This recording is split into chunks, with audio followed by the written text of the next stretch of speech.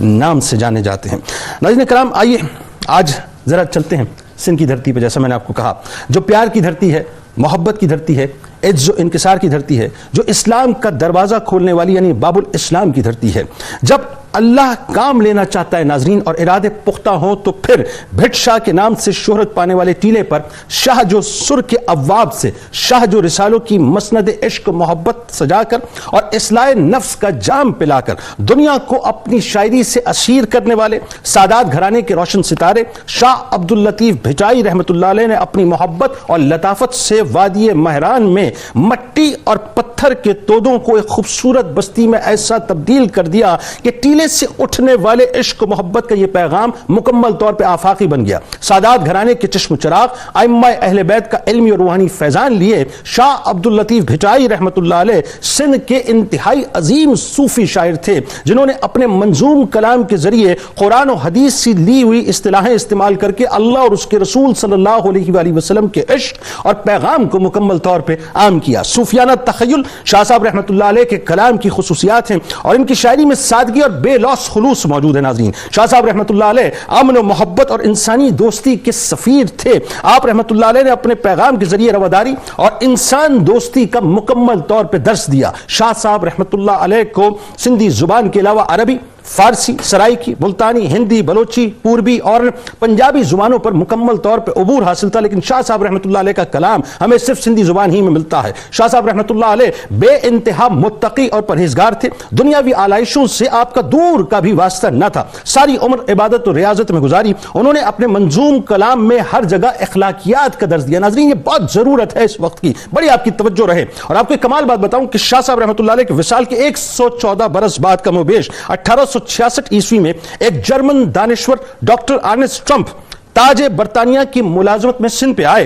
وہ یورپی زبانوں کے ساتھ ساتھ سندھی، پنجابی، بروہی اور پشتو سے آشنا تھے۔ انہوں نے حیدرآباد قیام کے دوران 2 سندھی دانشوروں کی مدد سے گنج شاہ لطیف کی نقل تیار کی اور ریٹائرمنٹ کے بعد جرمنی لے جا کر لیپزگ سے شائع کروا کر پہلی مرتبہ شاہ جو رسالوں کا اس کو نام دیا، جو کہ آج تک رائج ہے اور یہی ٹرمپ ایڈیشن کہلاتا ہے۔ 1940 میں پہلی مرتبہ ڈاکٹر ایچ ٹے سولے نے شاہ جو رسالوں کا منظوم انگریزی ترجمہ اور شاہ صاحب کی سوانح لکھی، یعنی Shah Abdul Latif of Bhit his poetry life and time کے نام سے آکسفورڈ پریس برطانیہ سے شائع کرا کر یورپ میں پہلی مرتبہ اسے متعارف کروایا۔ 1985 میں ناظرین ریٹائرڈ سی ایس پی افسر محمد یعقوب آغا کا مارکۃ الآراء ترجمہ اور تشریح بھٹ شاہ کلچرل کمیٹی نے شائع کیا، جس میں قرآن و حدیث، بڑی توجہ طلب باتیں ہیں یہ، قرآن و حدیث اور اسلامی نقطہ نظر بیان کرنے کے ساتھ ساتھ سعدی، حافظ، رومی، غالب، جامی، خیام، بایزید بستامی رحمۃ اللہ علیہ، ابو علی شاہ قلندر رحمۃ اللہ علیہ، حکیم سنائی رحمۃ اللہ علیہ،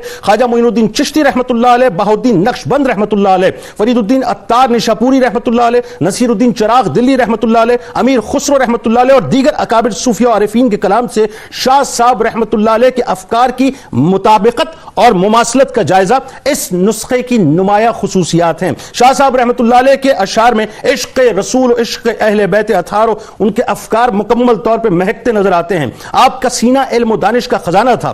وڈیروں، جاگیرداروں، نوابوں سے دور اور بھوکے اور مظلوم عوام کے ساتھ رہنا آپ پسند کرتے تھے۔ یہی وجہ تھی کہ ان کا سارا دکھ درد شاہ صاحب رحمۃ اللہ علیہ کے کلام میں نظر آتا ہے۔ آپ کی تعلیمات میں نسل انسانی کی وحدت اور باہمی ربط کی بنیاد اور سماجی مراتب سے قطع نظر باہمی محبت کے ساتھ ساتھ عزم و ہمت، جہد مسلسل اور معاشرتی ناانصافی اور ظلم کے خلاف علم جہاد بلند کرنے کا درس ملتا ہے۔ آپ خود پسندی، خود پرستی، جاہریت اور رذائل اخلاقی کی نفی کرتے ہیں، سادگی، شرافت اور پاکیزگی کا درس دیتے ہیں جو کہ ایمان کی اصل ہے اور اس کی بنیادیں ہیں۔ شاہ صاحب کی شاعری میں ناظرین اس دور میں رواج پانے والے جو گمراہ کن تصورات تھے اس کے خلاف جہاد نظر آتا ہے۔ یوں سمجھ لیجئے کہ شاہ صاحب کی شاعری تصوف اور شریعت کا حسین ترین امتزاج ہے۔ آج ہمارے ساتھ آپ رہیں گے، خاص طور پہ جو سندھ کے بسنے والے لوگ ہیں۔ انشاءاللہ آپ کو آج ہم شاہ صاحب کی شاعری بھی سنوائیں گے اور یہ بتلائیں گے کہ کیا آفاقی پیغام آپ نے کتنے حسین انداز سے دیا ہے۔ 3 شخصیات ہمارے ساتھ موجود ہیں، ان کسی تعارف کی محتاج نہیں ہیں۔ پہلی شخصیت ممتاز عالم دین محترم جناب علامہ اکرام حسین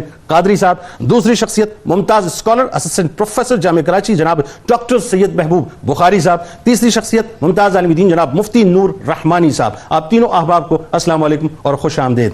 اچھا جی، آغاز کرتے ہیں سب سے پہلے علامہ صاحب آپ سے، اور کیا آپ یہ دیکھیے، میں تو آپ کو ایک اور بات بتاؤں مزے کی، بہت سے لوگوں کو یہ بات نہیں پتا میں ایکچولی میں جو میٹرک کیا ہے گلستان شاہ عبد اللطیف بھٹائی اسکول سے کیا. اس وقت وہ top of the line school ہوتا تھا. یہ ویسے بہت پرانی بات ہے, 3 صدیوں پہلے کی بات ہے, لیکن ہم تقریباً سمجھ لیں عمر کے 15 برس ہم نے شاہ صاحب کے نام کے سائے تلے گزارے ہیں.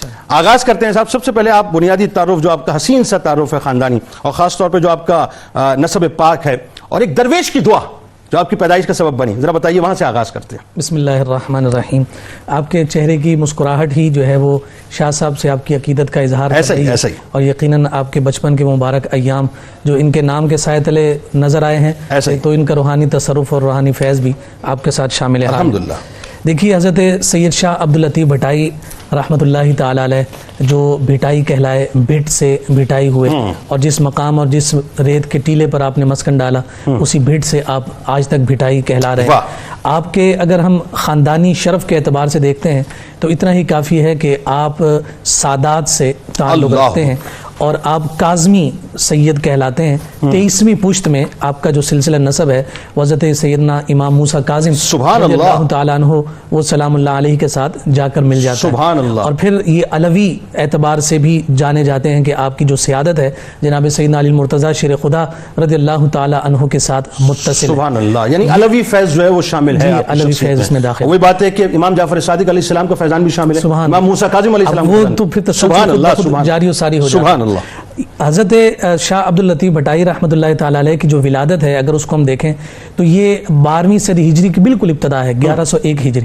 اچھا, یہ وہ دور ہے کہ جس وقت جو ہے سلطان اورنگزیب عالمگیر جو ہے وہ دنیا سے پردہ کر چکے ہیں, اور وہ ایک فتنہ اور انتشار کا دور تھا جس کے بارے میں اقبال نے بھی کہا تھا کہ یہ بر صغیر پاک و ہند میں اسلام کا آخری تیر تھے اورنگزیب عالمگیر. تو اس دور میں آپ کی ولادت ہوئی, اور پھر اس ولادت کے جو جملہ مظاہر ہمیں نظر آتے ہیں وہ یہی ہے کہ آپ کا جو حقیقی جو خاندان ہے وہ ہرات سے تعلق رکھتا ہے, افغانستان سے. وہاں سے آپ کے اجداد یہاں آئے تھے. سید میر علی جو امیر تیمور کے ساتھ یہاں آئے, ان کے ایک بیٹے سید حیدر شاہ یہاں رہ گئے, اور پھر اس کے بعد جب والد کے انتقال کی خبر ملی تو آپ واپس سید حیدر شاہ چلے گئے, تو یہاں پر آپ کے بیٹے کی ولادت ہوئی, اور اس بیٹے کا نام سید میر علی دوبارہ دادا کے نام پر رکھا گیا. ان سے جو ہے انہوں نے 2 نکاح کر رکھے تھے, تو ایک ترک خاتون تھیں اور ایک یہاں حالہ کی خاتون تھی. تو یہاں کی جو خاتون تھی ان سے جو شہزادے ہوئے ان کا نام سید شرف الدین تھا. تو اسی وجہ سے اسی نسب سے جو ہے جناب سیدنا شاہ عبد اللطیف بھٹائی رحمۃ اللہ تعالی علیہ کی ولادت ہے. آپ کے جو والد بزرگوار ہیں سید حبیب شاہ رحمۃ اللہ تعالی علیہ, وہ خود جو ہے ایک جذب صفت شخصیت تھے, خدا مست درویش تھے, اور یہی وہ رنگ تھا کہ جو آپ کی شخصیت میں حضرت شاہ عبد اللطیف بھٹائی کی شخصیت میں بچپن ہی میں قائم ہو گیا تھا. یہاں میں وہ بات بھی عرض کرنا چاہوں گا جو دعا کے اعتبار سے آپ نے اشارہ, بڑی کمال بات ہے. حضرت سید حبیب شاہ جو ہیں ان کے جو والد ہیں ان کے 3 نکاح تھے, لیکن اولاد امجاد نہیں تھی, اور آپ اس حوالے سے پریشان رہتے تھے کہ میرا نسب کہیں رک نہ جائے, میری اولاد نہیں ہے, میرا نام آگے کیسے چلے گا. تو ایک کلندر اور درویش آپ کو نظر آئے جن کا نام بھی عبد اللطیف ہی بیان کیا گیا. بعضوں نے کہا کہ ان کا نام ہاشم تھا, لیکن یہی ذکر کیا کہ ان کا نام عبد اللطیف تھا. ان کے سامنے آہوزاری کی, کہا کہ دعا کر دیں مجھے اولاد مل جائے, تو وہ اپنے جوش میں بیٹھے تھے, جوبن میں تھے. وہی بات ہے نا کہ جسمانی طور پر اور لباس کے طور پر تو بالکل وہ پراگندہ نظر آتے ہیں, لیکن جو زبان سے کہہ دیں اللہ رب العزت ویسے ہی فرماتا ہے. یعنی وہ بات ہے نا کہ وہ لوگ ہیں جو بظاہر پراگندہ نظر آتے ہیں, لیکن اگر اللہ کے نام کی قسم اٹھا لیں تو اللہ ان کی قسم کو سبحان اللہ سبحان اللہ. اب وہی جب ان سے گزارش کی کہ آپ دعا کر دیں تو انہوں نے کہا کہ ہاں میں دعا کرتا ہوں, تمہیں اولاد ملے نا تو میرے نام پر اس کا نام رکھ دینا. انہوں نے کہا جی وعدہ ہے, آپ مجھے اولاد ملے گی آپ کے نام پر رکھوں. ایک اولاد نرینہ پیدا ہوئی, ان کا نام عبد اللطیف رکھا, لیکن وہ زیادہ دیر جو ہے وہ پردہ فرما کے پھر ولادت جن شہزادوں کی ہوئی ان کا نام بھی عبد اللطیف رکھا. آج جو شاہ عبد اللطیف بھٹائی رحمۃ اللہ تعالی علیہ ہیں یہ انہی درویش کی دعا کا نتیجہ اور ثمر ہے, اور انہوں نے دعا دیتے ہوئے یہ کہا تھا کہ تمہارا بچہ تمہارا شہزادہ جو ہے وہ نابغہ روزگار ہوگا اور دنیا اسے جانے گی اور پہچانے گی. آج آپ دیکھ لیجئے کہ کتنا عرصہ گزر چکا ہے, لیکن شاہ عبد اللطیف بھٹائی رحمۃ اللہ تعالی علیہ کا نام آج بھی ہمیں زندہ اور جاوید نظر آتا ہے. اچھا, ایک چیز جو بڑی خاص, چونکہ آپ نے امیر تیمور کا حوالہ دیا, ایک بات ریکارڈ پہ چلی جائے. امیر تیمور آپ کے خاندان کا, آپ کے اجداد کا بڑا اکرام کرتا تھا. جس وقت اس نے فوج لے کے 2,62,000 کچھ فگر ملتی ہے تاریخ میں, 2,62,312 کی فوج لے کے آیا تھا, تو آپ کے اجداد جو ہے 2,62,312 روپے لے کے ان کے پاس گئے. جی بالکل. وہ کیا واقعہ کیا ہوا تھا؟ یہ جب سید شاہ عبد اللطیف بھٹائی کے اجداد کی جب ہرات کے حوالے سے ہم بات کرتے ہیں تو امیر تیمور جب آیا ہے تو وہاں ان کے خاندان نے باقاعدہ جو ہے اس فوج کی ضیافت کی. جو تعداد ان کی فوج کی تھی اتنی تعداد میں جو ہے انہیں نذرانے دیے گئے. اسی خوشی کے سبب سے وہ جو سید میر علی کے شہزادگان تھے, انہیں وہ 4 شہزادے تھے, انہیں وہ اپنے ساتھ ہی لے کر آ گئے, اور یہاں پر پھر مختلف علاقوں میں انہیں گورنری دے دی تھی. تو یہ ہرات سے جو یہ خاندان یہاں آیا ہے اس لیے کہا جاتا ہے کہ امیر تیمور کے ساتھ آئے تھے, اور پھر یہ سید حیدر شاہ اپنے والد کے ساتھ وہاں رہ رہے تھے امیر تیمور کے پاس, تو ان سے اجازت لے کر یہ حال آیا, پھر یہاں عقد کیا, اور یہ پھر ساری کیفیات ہمیں بالکل ٹھیک ہے. ڈاکٹر صاحب شاہ صاحب فرماتے ہیں کہ اول اللہ علیم اعلیٰ عالم جو دھڑی قادر پہنجی قدرت سی قائم آہ قدیم والی واحد وحد رازق رب رحیم سو سارا سچو دھڑی چاہے حمد حکیم کریم پان کریم جوڑوں جوڑ جہان جے. یعنی وہ فرماتے ہیں کہ تیری ذات ہی اول و آخر, تو ہی قائم ہے اور تو ہی قدیم, تجھ سے وابستہ ہر تمنا ہے, تیرا ہی آسرا ہے رب کریم, کم ہے جتنی کریں تیری توصیف, تو ہی اعلیٰ ہے اور تو ہی علیم, والی شش جہات واحد ذات رازق کائنات رب رحیم. اچھا, اب شاہ صاحب شاہ عبداللطیف بھٹائی رحمۃ اللہ علیہ کی تصوف میں جو خاص انفرادیت نظر آتی ہے وہ ذرا بتائیں لوگوں کو, کیونکہ ایسا لگتا ہے ساتھ ساتھ جیسے شاہ صاحب رحمۃ اللہ علیہ اسلاف کے جو اسلاف کے جو نظریات ہیں ان نظریات کی جو یوں سمجھ لیجئے کہ شاعری کی صورت میں اسلاف کی جو ایک نظریات ہیں ان کے ایکسٹینشن نظر آتے ہیں. جی بسم اللہ الرحمن الرحیم. یقیناً آج بڑا اہم دن اس حوالے سے ہے کہ سندھ کی دھرتی کی ایک نمائندہ آواز جس نے اسلام کی دعوت ایک خاص انداز میں اپنے معاشرتی حالات کو مد نظر رکھ کر عوام الناس تک پہنچائی. تو آج کا پروگرام ظاہر ہے ایک طرف تو معلوماتی ہوگا اور دوسری طرف انشاءاللہ تعالی ہمارا شاہ صاحب کی خدمت میں ایک خراج تحسین بھی. بے شک جی, وہ تو سادات کی بارگاہ ہے. جی تو یعنی جن اشعار کو آپ نے پڑھا کہ اول اللہ علیم اعلیٰ عالم جو دھڑی, اب اس کو اگر آپ قرآن کریم کی زبان میں ٹرانسلیٹ کریں گے تو ہوگا هو الاول والآخر والظاہر. سبحان اللہ, کیا ریلیونٹ بات کر رہے ہیں ڈاکٹر صاحب, واہ واہ, صدق اللہ العظیم. آپ یہ دیکھیے کہ قرآن کریم اور حضرت شاہ عبداللطیف بھٹائی کا جو کلام جو کہ مشہور ہے شاہ جو رسالوں کے طور پر, اور جس کا مطلب ہے کہ شاہ صاحب کا رسالہ, اور رسالے کا مطلب یہ ہے کہ یہ ایک خاص سندھی صنف ہے شاعری کی جس میں کم و بیش کوئی 30 سر یعنی 30 نظمیں ہیں, اور انہیں میوزیکل موڈز کے انداز میں ایک خاص انداز میں مکمل ہول بنایا گیا ہے. یعنی اس کا مطلب کیا ہوا کہ جز جز جوڑ کر اس کو ایک کمپریہنسو ہول بنا کر شاہ صاحب نے پریزنٹ کیا ہے. اب جہاں تک اس سوال کا تعلق ہے کہ انفرادیت کیا ہے, تو جان رکھیے کہ جو تصوف ہے اور بالخصوص حضور پرنور حضرت محمد مصطفیٰ صلی اللہ تعالیٰ علیہ وسلم جس دین کو لے کر آگے بڑھے, حضرت ابو ذر غفاری اور حضرت حذیفہ رضی اللہ تعالیٰ عنہ سے جس ٹریڈیشن نے بہت آگے گیا, اور وہ تصورات جو کہ اسلام لے کر آیا کہ انسان نے اس دنیا میں بھی زندگی گزارنی ہے اور آخرت کو بھی سیکیور کرنا ہے, اور یہ بھی کہا گیا کہ نحن اقرب الیہ من حبل الورید, یعنی اللہ رب العزت ہمارے اتنے قریب ہے.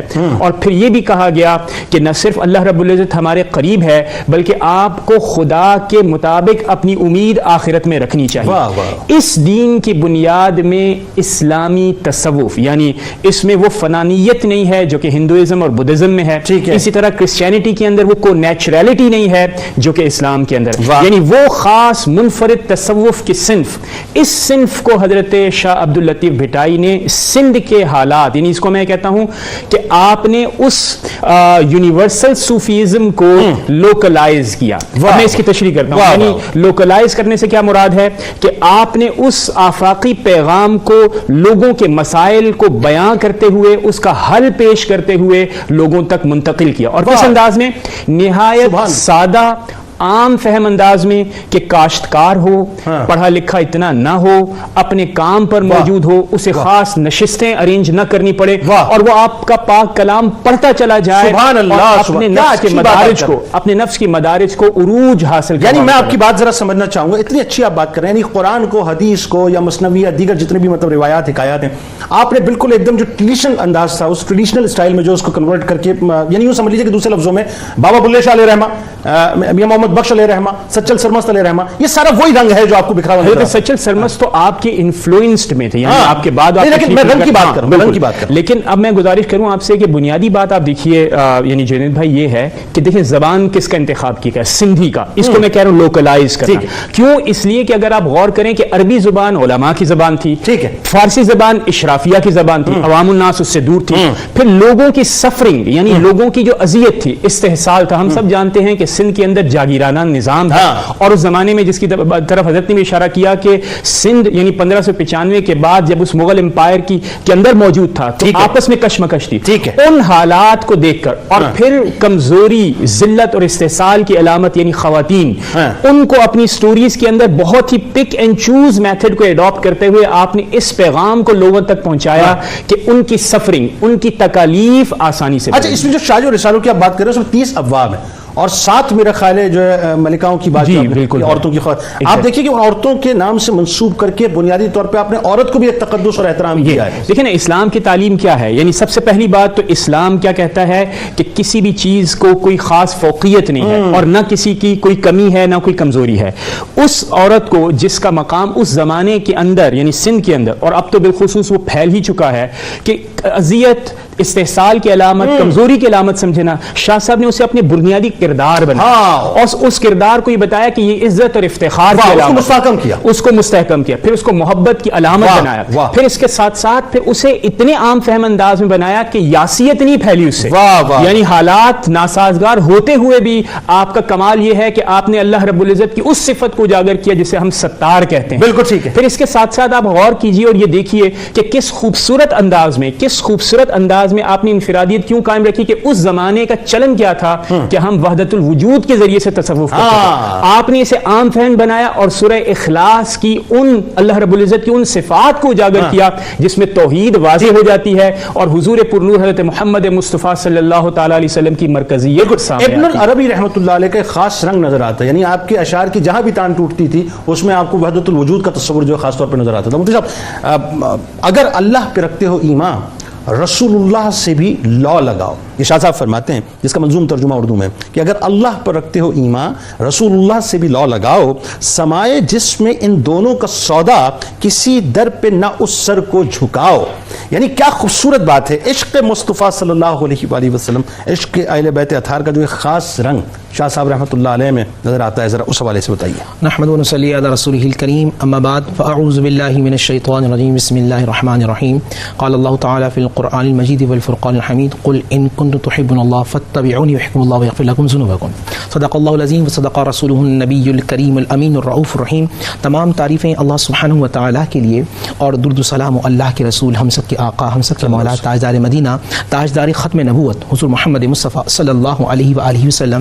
اور جو آپ نے ابھی منظوم ترجمہ پڑھا شاہ صاحب رحمۃ اللہ علیہ کا، تو قرآن مجید فرقان حمید کی آیات ہیں. بیسکلی جب ان کی جو زندگی گزر رہی ہے اور یہ جوان ہو رہے ہیں تو ہینڈ کیری کے طور پہ یہ 3 کتابیں لے کے جاتے ہیں ان کی زندگی میں. ایک قرآن مجید فرقان حمید ہے، دوسرا مثنوی روم ہے، تھرڈ ان کے جو دادا کے دادا تھے شاہ عبد الکریم رحمۃ اللہ علیہ، جن کا ایک رسالہ کے نام سے کتاب تھی. یہ وہ 3 ان کے ہاتھ میں چیزیں ہیں. زندگی گزر رہی ہے قرآن مجید فرقان حمید پڑھتے ہوئے، احادیث مبارکہ. اچھا، پھر جو عشق رسول، عشق اہل بیت کیوں نظر آتا ہے کہ 23 پشتوں اوپر جا کر ان کا شرح نسب حضرت امام موسیٰ کاظم رضی اللہ تعالی عنہ سے ملتا ہے. اس کے بعد ہم یہ دیکھتے ہیں جس طرح کرام میں بھی فرما رہے تھے کہ سید حیدر شاہ حالت تشریف لاتے ہیں. ان کی شادی ہوتی ہے فاطمہ نام کی عورت سے.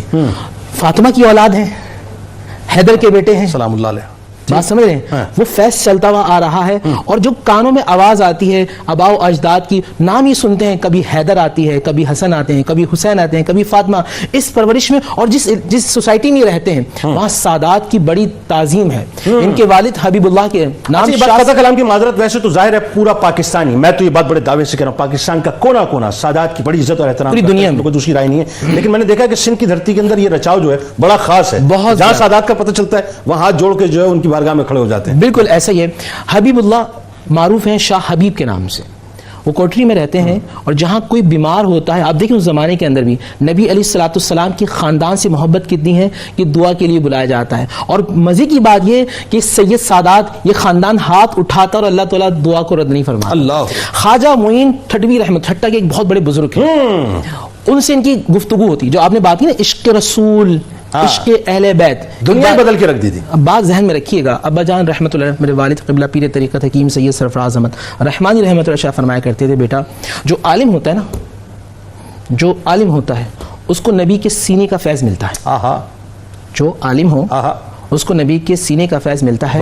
اور جو سید ہو اس سے صلح کا فیض ملتا ہے. اللہ وہ عالم جو سید بھی ہو تو نبی کے سینے کا بھی فیض پاتا ہے, نبی کے صلح کا بھی فیض پاتا ہے. سبحان اللہ سبحان. شاہ صاحب رحمۃ اللہ علیہ سینے کا فیض پا رہے ہیں, صلح کا فیض پا رہے ہیں. خواجہ معین ٹھٹوی رحمۃ اللہ کے پاس جاتے ہیں, وہ ہیرا ہے اور وہ سمے لیبارٹری ہے.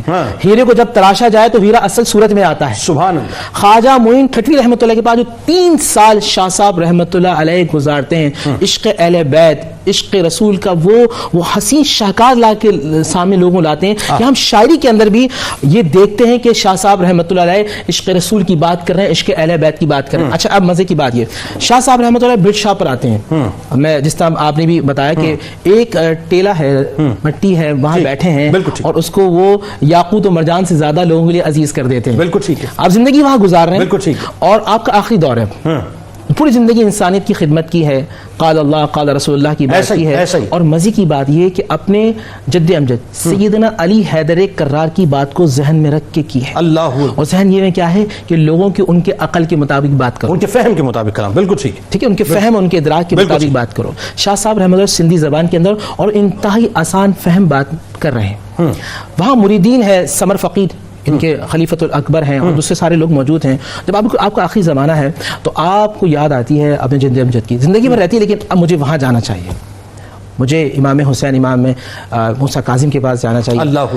سمر فقیر جانتے ہیں کہ حضرت کے جتنے علیل ہیں شاید واپسی نہ ہو سکے. آپ فرماتے ہیں کہ سائیں آپ نے زندگی بھر یہ کہا کہ برٹ شاہ میں تو مجھے ہمیشہ رہنا ہے, مجھے برٹ شاہ میں ہمیشہ رہنا ہے.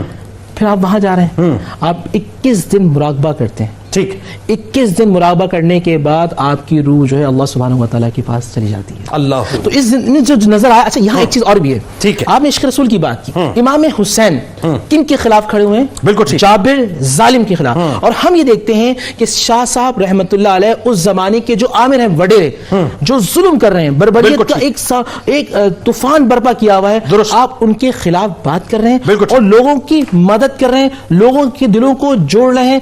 خانقاہ میں ہوتا کیا تھا, میں خانقاہ سے تعلق رکھنے والا آدمی ہوں. خانقاہ ایک انسٹیٹیوٹ ہے جہاں لوگ جاتے تھے, جن کی کوئی نہیں سنتا تھا, خانقاہ ان کی سنتی تھی. بالکل ایسا بات جاری رکھیں گے.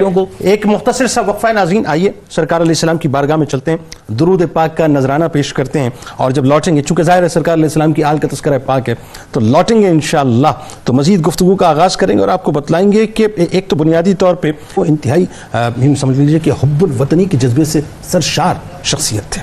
یعنی عالم یہ ہے کہ شاہ صاحب رحمۃ اللہ علیہ حب الوطنی کو جزو ایمان قرار دیتے ہوئے فرماتے ہیں کہ میرے آقا نبی رحمت صلی اللہ علیہ وآلہ وسلم نے حب الوطنی کو ایمان کی نشانی قرار دیا ہے.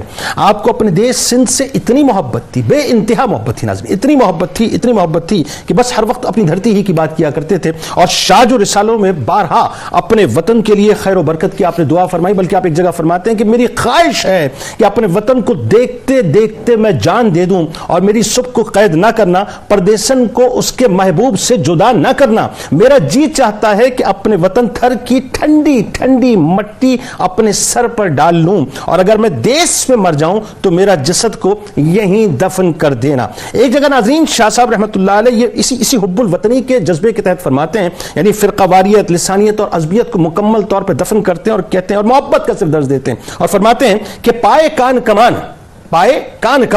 میاں مارم منہ میں آئے تو متا تنجو ہی توکے لگے. اب فلسفہ دیکھیے کیا فرماتے ہیں کہ اے دوست کمان میں تیر ڈال کر مجھے نشانہ نہ بنا, مجھ میں تو ہے, تو ایسا نہ ہو کہ تیرا ہی تیر تجھ ہی کو لگ جائے. یعنی جو ہم عصبیت کے نام پر, فرقہ واریت کے نام پر, لسانیت کے نام پر ایک دوسرے کے خلاف تیر چلاتے ہیں نا, شاہ صاحب فرماتے ہیں تیر نہ چلاؤ, اس لیے کہ تیر تو تم میری طرف پھینکو گے لیکن نتیجہ یہ نکلے گا کہ اس تیر سے تم ہی زخم کھاؤ گے اور تمہیں نقصان پہنچے گا. وہیں سے آغاز کرتے ہیں. یہ کیا دیکھیں, ایک بات جو بڑی خاص شاہ صاحب کی شخصیت کے اندر نظر آتی ہے, اور وہ یہ کہ آپ نے شاہ جو رسالوں میں, یعنی این اس وقت جب ظاہر ہے فارسی ادب اور فارسی زبان جو ہے نصف نہار پہ تھی, شاہ صاحب رحمۃ اللہ علیہ نے زمانے کی روش سے ہٹ کے سندھی زبان کو اپنی شاعری کا ذریعہ بنایا, اور پھر ظاہر اس بے مثل شاعری کے ذریعے سے اس زبان کو بھی مالا مال کیا, اور وہ جو بات ہے کہ گراس روٹ لیول تک اپنے پیغام کو پہنچایا. کیا وجہ تھی بتائیے؟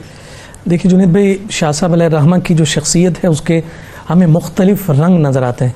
ایک ہی وقت میں وہ خدا مست درویش بھی نظر آتے ہیں, ایک ہی وقت میں وہ صوفی بھی نظر آ رہے ہیں واہ. اور ایک ہی وقت میں ان کی زبان سے شاعری کی وہ خوبصورت اصناف جاری ہو رہی ہیں کہ جو لوگوں کے لیے اس فن شاعری میں ایک مثال بنتے ہوئے نظر آ رہی ہیں. سبحان اللہ. اب آپ یہ دیکھیے کہ یہ جو سندھ کی دھرتی ہے اسے صوفیاء کی دھرتی کہا جاتا ہاں، بے ہے. شک. اور جب بھی صوفی یا تصوف کی اصطلاح استعمال ہوتی ہے تو وہاں محبت کا جو مدار ہے وہ بدرجہ کمال نظر آتا ہے. درست. اور اسی محبت ہی کی بنیاد پر چونکہ آپ کا جو بنیادی پیغام اور میسج تھا وہ یہی پیغام محبت تھا، اس لیے یہ شاعر محبت کہلائے. جیسا کہ آپ نے کہا کہ فارسی زبان اپنے عروج پر تھی اور ہر صرف فارسی کا چرچا ہے. ایسے ہی؟ ڈاکٹر صاحب نے بھی اس کی جانب ذکر فرمایا. اشرافیہ میں استعمال ہونے والی زبان، ظاہر سی بات ہے کہ وہ لینگویج کہ جو محلات میں بادشاہوں کے درباروں میں بولی جائے اسی کو زیادہ اہمیت دی جاتی ہے. علماء کے ساتھ عربی کو خاص کر دیا گیا. لیکن شاہ صاحب رحمۃ اللہ تعالی علیہ نے اپنی شخصیت میں وہ جو اپنی زمین کے ساتھ محبت کا جو مدار تھا اسے بڑی پختگی کے ساتھ قائم رکھا. اب یہ دیکھیے کہ یہاں ایک بڑی خوبصورت بات میں آپ کی خدمت میں عرض کروں کہ بتائیے.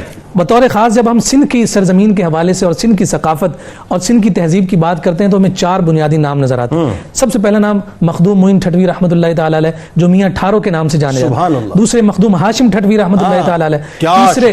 تیسرے سچل سرمس. اور چوتھا یہ جو نام ہے شاہ عبد اللطیف بھٹائی رحمۃ اللہ تعالی علیہ. یہ چاروں شخصیات ایسی ہیں کہ جنہوں نے سندھ میں رہ کر سندھ کی ثقافت کے رنگ کو اوڑھ کر کسی رنگ میں سے حقیقی رنگ کو اجاگر کیا. یہی میاں ٹھارو تھے جن کے پاس آپ 3 سال کا عرصہ رہے اور آپ نے 4 سوال لکھ کر دیے تھے میاں ٹھارو علیہ رحمہ کو اور انہی سوال کی بنیاد پر انہوں نے رسالہ لکھا تھا در سلسلہ اویسیہ. اور وہ سلسلہ اویسیہ کو سندھ کی دھرتی میں روشناس کرانے والے اور پھر اس تصوف کو یہ خوبصورت رنگ دینے والے جو ہیں یہ 4 ہستیوں کا یہ خوبصورت گلدستہ. اچھا یہ خاص طور پر سلسلہ اویسیہ کا بڑا رنگ جو ہے نظر آتا ہے اس حوالے سے. بالکل بالکل. مشرباً تو یہ قادری تھے. مشرباً قادری. جی یہ مشرباً قادری تھے. چونکہ مخدوم معین ٹھٹوی میاں ٹھارو کی خدمت میں رہا کرتے تھے اور یہ سلسلہ اویسیہ کی باتیں ان کے پاس سنا کرتے تھے. سوال رکھ دیے انہوں نے پورا رسالہ ان کے ان سوالات کے جواب میں لکھ دیا. اس کے تراجم ہمیں مارکیٹس میں ملتے ہیں. مطلب جذب و مستی کی جو کیفیت آپ کے اندر ہے وہ ایکچولی اسی اویسی سے. بالکل بالکل. اب آپ دوسری جانب یہ دیکھیے فارسی کا چونکہ طوطی بول رہا ہے اور پھر آپ انسپائر بھی ایک فارسی شاعر سے. آپ کو سندھ کے مولانا روم کہا جاتا ہے. واہ. اور مولانا روم علیہ رحمہ کی آپ کو شاعری دیکھیے تو وہ فارسی میں اپنے کمال اور عروج پر نظر آتی ہے. بالکل ٹھیک ہے. لیکن یہ نہیں کہ ان سے انسپائریشن کی وجہ سے آپ کا قلم بھی فارسی میں چلنے لگ جائے جبکہ آپ فارسی پر کمال دسترس رکھتے تھے. باقاعدہ یہ بھی ذکر کیا گیا کہ جہاں آپ نے تحصیل علم کیا وہیں ساتھ ساتھ اللہ رب العزت نے علم لدنی کا ملکہ بھی آپ کو عطا فرمایا. اچھا کیسا علم لدنی کا ملکہ وہ بھی ذرا بتائیے ساتھ ساتھ. وہی بات ہے کہ بچپن میں الف پڑھ رہے ہیں تو پڑھ رہے ہیں اور با نہیں پڑھ رہے. بالکل. یعنی کیا خاص فیضان آپ کو عطا ہوا علم لدنی کا؟ بابا بلے شاہ نے اس حوالے سے یہ کہا تھا کہ الف اللہ رتا دل میرا مینو بے دی خبر نہ کائی مینو بے پڑیاں سمجھ نہ آوے لذت الف دی آئی. یہ جب وہ اخو نور محمد بھٹی انہیں کہتے تھے بیٹا بے پڑھو یا با پڑھو وہ الف سے آگے ہی نہیں بڑھتے تھے. وہی رنگ ہے کہ الف میں اتنی لذت آ گئی کہ آگے کی ضرورت نہیں. تو آپ کے والد بزرگوار جب آئے تو آپ انہیں لے کر واپس چلے گئے. وہ ہے نا الف اللہ چمیدی بوٹی. کیا ہے وہ الف اللہ چمیدی بوٹی میرے من وچ مرشد لائی ہو. یہ وہ الف سے جو وحدت الوجود اور اللہ رب العزت کی محبت کا جو عنصر ہے وہ ہمیں نظر آ رہا ہے. مولانا روم سے انسپائریشن کے باوجود آپ کا وہ رنگ تو انہوں نے لیا لیکن اپنی زبان کو آپ نے فوقیت دی اور آپ جانتے ہیں کہ یہی ثقافت جو قلم کے ذریعے سے محفوظ ہوتی ہے یہ جاری و ساری رہے گی. اب آپ یہ دیکھ لیجئے کبھی جرمنی سے اٹھ کر کوئی ماہر لسانیات آ رہا ہے, کبھی جناب کون سے زمانے اور کون سے علاقے سے اٹھ کر کوئی شخص آ رہا ہے, اور یہاں پر وہ متاثر کس سے ہو رہا ہے؟ وہ متاثر شاہ عبد اللطیف بھٹائی رحمۃ اللہ تعالی علیہ کے قلم سے نکلنے والے اشعار سے ہو رہا ہے, اس کی گہرائی اور اس کی گہرائی سے ہو رہا ہے. وہ گہرائی ہمیں یوں محسوس ہو رہی ہے جس کی وجہ یہی بنی ہے کہ آپ نے اپنی ثقافت, اپنی تہذیب, اپنا تمدن اور اپنی اس زمین کے جس زمین نے انہیں شناخت دی اس پہچان کو وطن پرستی کا تصور, وطنیت کا تصور, اس پہچان کو آپ نے قائم رکھا. دوسرے لفظوں میں یوں کہوں گا کہ آپ نے اپنے اس شاعری جو آپ نے سندھی زبان میں کی اس کے ذریعے سے سب سے زیادہ نفع دینے کی خواہش اور آرزو رکھی انہی لوگوں کے لیے تھی جو عام لوگ تھے, جو بڑی زبانیں نہیں جانتے تھے, انہی کی زبان میں ان سے کلام کر کے اللہ اور اس کے رسول کی محبت کے جام انہیں عطا. آپ یہ دیکھیں ایسا لگتا ہے کہ جیسے مغرب ہمیں باقاعدہ اسٹڈی کرتا ہے اور محسوس ہی ہوتا ہے, وہ کرکس نکالتے ہیں کہ ان کی ترقی کے راز کیا ہے. اب آپ دیکھیں جرمنز کو دیکھیں, چائنیز کو دیکھیں, انہوں نے سٹینڈ لیا, کھڑے ہو گئے فارملی اپنی تہذیب پہ, اپنے تمدن پہ, اپنے کلچر پہ, اپنی زبان کے اوپر. شاہ صاحب رحمۃ اللہ علیہ نے تو اس وقت جو یہ کر کے دکھا دیا کہ جی کھڑے ہونا ہے تو پھر اپنی ہی تہذیب پہ, اپنے تمدن پہ کھڑے ہونا ہے اور اسی ویلیوز کو آگے لے کے چلنا ہے. ابھی آپ جرمنز کا حوالہ دے رہے تھے ڈاکٹر صاحب, بات کو آگے بڑھاتے ہوئے کہ ایک مرتبہ گزارے مجھے یاد آ گیا کہ ایک جرمن اسکالر جو کہ ماہر لسانیات بھی تھیں اور ماہر اخباریات بھی تھیں, ڈاکٹر این میری شمل. اچھا, انہوں نے ایک بڑی کمال بات کی تھی. انہوں نے کہا تھا کہ انگریزی میں ظاہر بہت سے کلاسیکی شاعری کے حوالے سے بڑے بڑے نام ہیں اور ان کو پڑھا ہے, لیکن وہ کہتی ہیں کہ کسی طرح بھی وہ لوگ جو ہیں شاہ عبداللطیف بھٹائی رحمۃ اللہ علیہ کے کیلیبر تک نہیں پہنچ سکتے. اور ڈاکٹر شمل نے یہ بھی کہا تھا کہ سندھی سیکھنے کی میری سب سے بڑی وجہ, دیکھیں وہی بات آ گئی کہ آپ کھڑے رہے اپنی زبان کے اوپر تو لوگوں کو مجبور کیا کہ میری زبان سیکھو اور میری زبان کو سمجھنے کی کوشش. ڈاکٹر شمل کہتی ہیں, یعنی جرمنس کی مطلب بہت بڑا نام ہے وہ, ایک تو امتیاز ہے ان کے لیے, وہ کہتی ہیں میں نے سندھی زبان سیکھی آپ کے لیے. کیا کہیں گے آپ اس حوالے سے کہ قرآن, حدیث, مثنوی مولانا روم علیہ الرحمہ کا رنگ آپ کے اندر نمایاں اس زبان کے اندر نظر آتا ہے اور اس زبان سے آپ نے جو ہے مربوط کر کے سارے پیغامات پہنچا دیے. جنید بھائی, میں یہی کہہ رہا ہوں کہ حضرت شاہ عبداللطیف بھٹائی آپ مزاحمتی فکر کے بہت بڑے مینار ہیں, بالخصوص پوری دنیا میں بر صغیر کے اندر. اور میری کیا مراد ہے, آپ یہ دیکھیے کہ حضرت امام غزالی رحمۃ اللہ تعالی علیہ, فارس میں آپ موجود ہیں, آپ نے کمیونیکیشن کی لینگویج کا انتخاب کیا عربی, علماء کی زبان تھی. درست.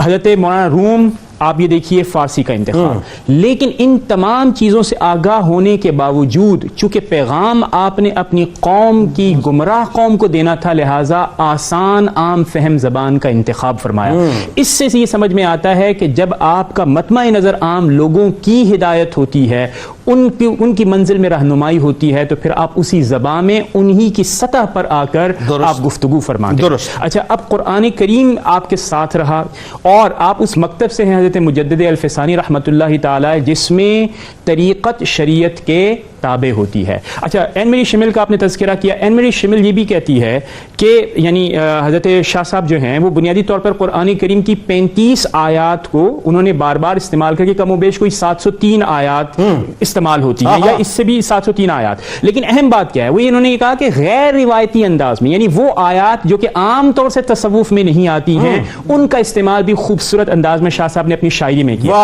اچھا, اس کی اگر آپ نے مثال سننی ہے تو میں پڑھتا بھی ہوں, اور یعنی بالخصوص سندھی زبان میں چونکہ پڑھوں گا اور پہلی دفعہ پڑھوں گا تو معذرت کے تلفظ میں کوئی لیکن ترجمے کے ساتھ پڑھنا ہے آپ نے. جی, میں اس کا پورا کرکس بتاؤں گا کہ آپ فرماتے ہیں کہ وحدہ لا شریک چے چوندو آؤ فرض واجب سنتوں تنیو ترک ماہ پائے. اس کا مطلب یہ ہوا کہ آپ نے سنتیں فرض تمام ادا کرنی ہے, کسی چیز کو بھی چھوڑنا نہیں, اور اللہ رب العزت وحدہ لا شریک ہے. پھر فرماتے ہیں کیا, توبہ سندی تسبیح پرن سان پجائے, یعنی آپ نے توبہ کا بھی دامن نہیں چھوڑنا ہے, مستقل اس کے ساتھ جڑے رہیے. پھر فرماتے ہیں کہ نانگا پانجی نفس کے کاسائیں راہ سون ہائے تر سندی دوزخ با تو اڑ پائے نہ اچھی.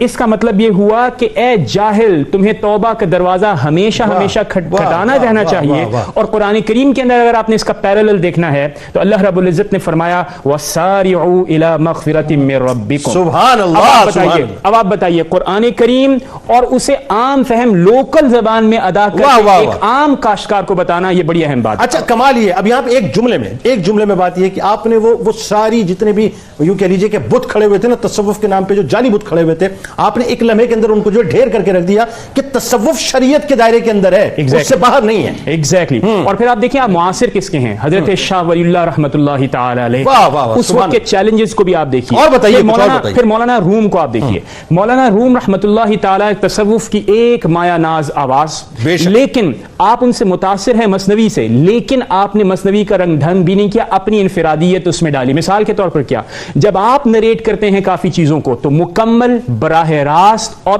اپنی زبان سے ادا کرتے ہیں مولانا روم, لیکن آرٹسٹک آرٹیکولیشن اپنی کلائمیکس پہ پہنچتی ہے حضرت شاہ عبداللطیف بھٹائی کے ہاں. کیسے کہ آپ نے لوک داستانوں کا استعمال کیا, لیکن پک اینڈ چوز کرتے ہوئے, اور اس کے ساتھ ساتھ ان کرداروں کے ذریعے سے اپنا پیغام خواتین کے نام سے کردار, خواتین کے نام سے, اور پھر وہاں پر رچی بسی داستانوں کے اندر جو کہ لوگوں کے لیے مانوس بھی ہیں, اور پھر اس کے ذریعے سے یعنی ان آوازوں میں بولتا کون ہے, وہ شاہ لطیف بھٹائی بولتا. اچھا, ملا آپ کے قریب رہتے تھے, ہاری آپ کے قریب رہتے تھے, کسان آپ کے قریب رہتے تھے, جو نچلا طبقہ تھا, آپ نے فیوڈل لارڈز کو تو کبھی آپ نے گھاس بھی نہ ڈالی نا, آپ تو بالکل ایک عام آدمی کو اپنے قریب رکھتے تھے اور ان تک اپنے پیغام کو پہنچا. یہ کیسی کمال بات. اب آپ غور کیجئے, میں آپ کو یہ گزر, جو حلاج کہلاتے ہیں سندھ کے, اب آپ دیکھیے کہ جب ان کو شہید کیا جاتا ہے, آپ کی عمر مبارک اس وقت کوئی 31 برس ہے, تو جس طرح قرآن کریم, جس طرح احادیث مبارکہ, جس طرح مثنوی مولانا روم آپ کو متاثر متاثر کرنے والی تھی. آپ کی شہادت نے اتنا آپ کو متاثر کیا کہ آپ نے لوگوں کو بتایا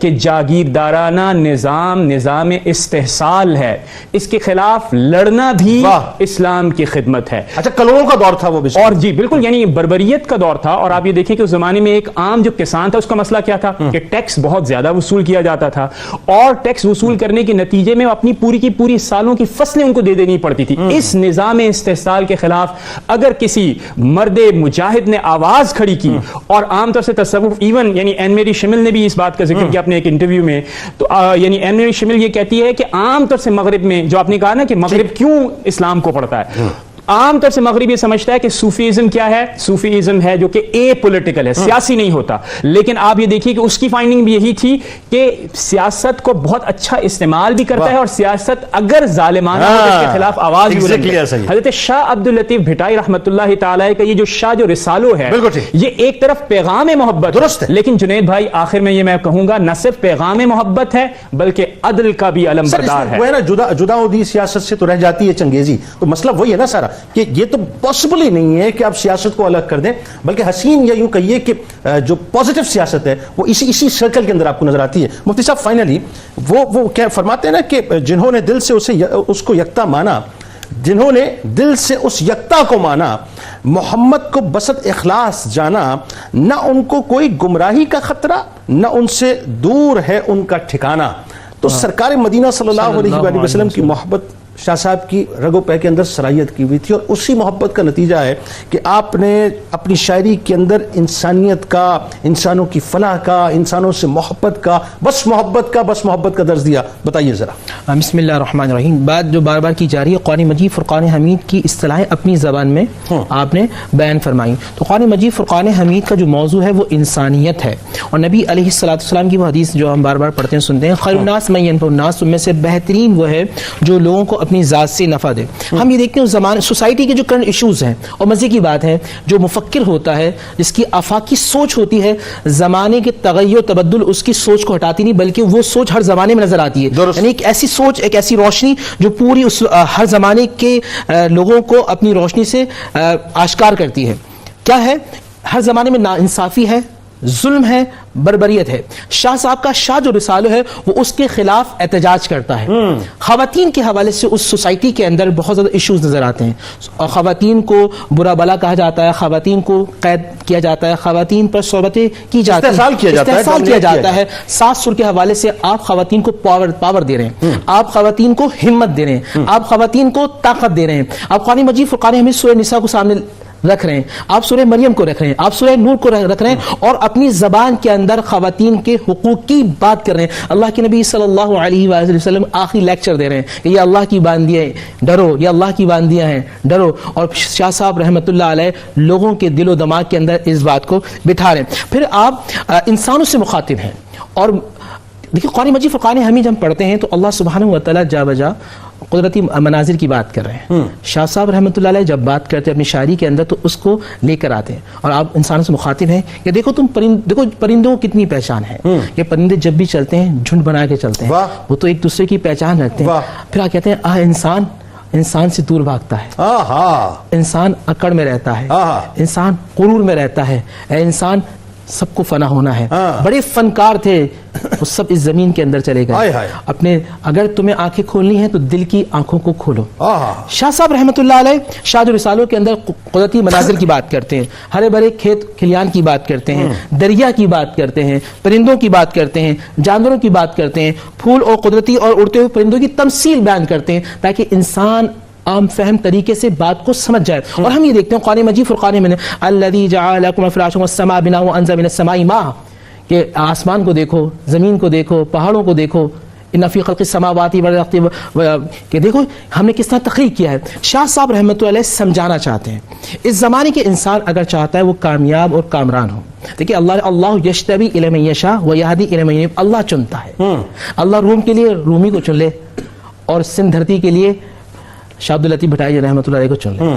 اب یہاں سے ہمیں ان کے فیوز و برکات کو اٹھانا ہے. یہ پروگرام اس لیے کی جاتے ہیں تاکہ ان سے علامہ صاحب فائنلی یہ بتائیے کہ اس میں جو پیغام شاہ صاحب کی شاعری کے اندر ہمیں نظر آتا ہے, اگر میں چند جملوں کے اندر سمجھنا چاہوں کہ شاہ صاحب عشق رسول, یعنی سب سے پہلے تو یہ کہ اللہ کی بڑائی اس کی حمد بیان کرتے ہیں اور یہ بتاتے ہیں کہ اللہ تبارک و تعالیٰ سے آپ کا تعلق بڑا مضبوط ہونا چاہیے. پھر عشق مصطفیٰ صلی اللہ علیہ وسلم، عشق اہل بیت اطہار کے حوالے سے، عشق صحابہ کے حوالے سے، یعنی زندگی کا کون سا شعبہ ہے؟ پھر اصلاح نفس میں آپ نے بڑا کام کیا، ذرا اس حوالے سے بتائیے.